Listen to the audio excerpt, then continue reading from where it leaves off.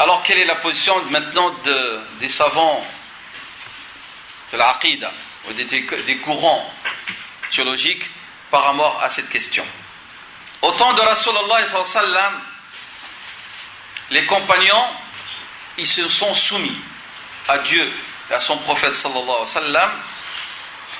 Cela ne veut pas dire qu'ils n'ont pas posé des questions. Ils ont posé des questions. Lorsqu'on voit les hadiths, on voit qu'ils ont parlé entre eux et ils les posaient à Rasul sallam, y compris la question de l'qada ou l'qadar. Abu Huraira a dit, un jour, le prophète sallam est sorti et on était en train de polémiquer au sujet de l'qadar. Il s'est mis en colère, sallallahu alayhi wa sallam, son visage est devenu tout rouge, on dirait que ses joues allaient exploser, tellement il est devenu rouge. Et il leur a dit, est-ce que c'est cela qui vous a été ordonné? Est-ce que c'est avec cela que j'étais envoyé pour vous? Si Dieu a détruit les peuples antérieurs à vous, c'est parce qu'ils ont commencé à polémiquer à ce sujet. Je vous ordonne de ne plus polémiquer au sujet del qadar. Donc ça c'est le hadith de Rasulullah sallallahu alayhi wa sallam. Et puis il leur a dit dans une autre version, est-ce que c'est ce qui vous a été ordonné? Est-ce que c'est pour cela que vous avez été créés? Vous mettez le Coran en opposition, une de ces parties contre d'autres parties.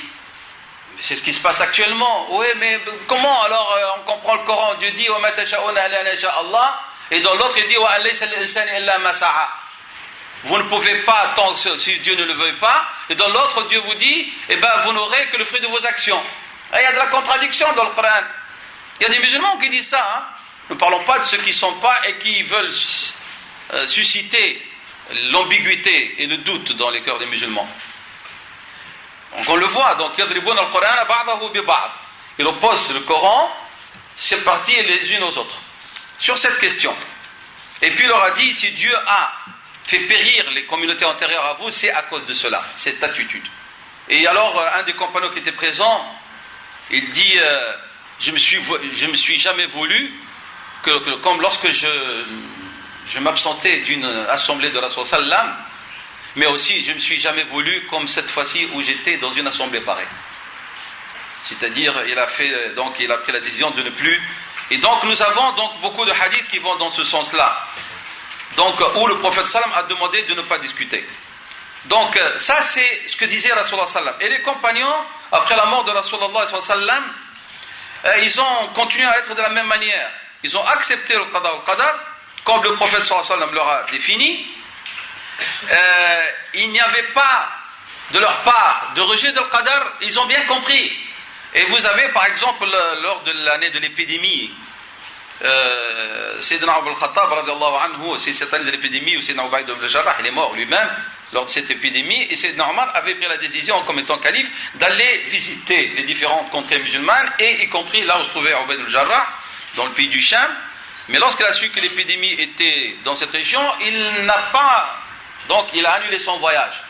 Et alors Sayyidina Ubayd lui a dit, comment est-ce que tu viens pas? Est-ce que tu fuis du destin de Dieu, de sa prédestinée? Et Sayyidina Omar a dit à Sayyidina Ubayd, si quelqu'un d'autre l'avait dit, je l'aurais frappé. C'est-à-dire, je ne m'attendais pas de ta part à cette attitude. Toi, tu as compris. Alors, qu'est-ce qu'il a compris? Il lui a dit, on fuit le destin de Dieu vers le destin de Dieu. Je fuis le destin de Dieu vers le destin de Dieu. Je fuis le mal, par quoi? Par le bien. Je fuis le bien par entre guillemets, le mal. Le mal, on va voir, de toute façon, la définition du mal, ici, elle est relative. Hein, parce que, normalement, on devrait faire un séminaire, pas moi, d'autres frères plus compétents, faire un séminaire sur la notion du bien et du mal en islam. Ma ma'na al-khayr wa al-shar, ma ma'na, si vous voulez, la sensation de la douleur et de l'adha, du plaisir, si vous voulez. Est-ce que tout plaisir est plaisir réellement et toute douleur elle est douleur en islam? Est-ce que le mal est mal? Si il est comme tel, le mal, pourquoi Allah subhanahu wa ta'ala il a honoré, j'ai dit le mot exprès, Il a honoré l'élite de l'élite par les afflictions et les épreuves. Il a dit, sallallahu alayhi wa sallam, l'individu sera éprouvé selon le degré de sa foi. Oui ou non? Et il a dit, et que les éprouvés, c'est qui? C'est les messagers, les prophètes, alayhi salam. Dieu n'éprouve pas ce qu'il n'aime pas. Vous allez me dire, oui, mais il y a des gens qui ne croient pas en Dieu, ou des gens qui sont dans la désobéissance éprouvés. Mais l'épreuve de Dieu pour cela est un remède, est un moyen pour le rappeler. Parce que c'est ce qu'il avait dit dans un hadith aussi.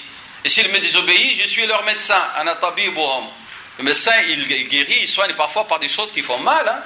Combien de fois un individu n'a pas été affligé et touché par un mal qui lui a fait rappeler les vérités essentielles. Donc, la notion du mal et du bien, ça, on a une conception tout à fait différente en islam. Et ça mérite réflexion. Donc,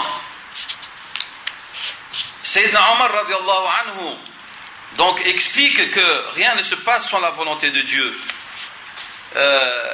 Et c'est pour ça que Sayyidina Omar radiallahu anhu, un homme qui a volé, il lui a dit pourquoi tu as volé, alors il a dit c'est Dieu qui l'a voulu, c'est le destin, Amir al-Mu'minin. Alors Sayyidina Omar lui a dit et moi je te punis parce que c'est le destin de Dieu aussi. Donc voilà, donc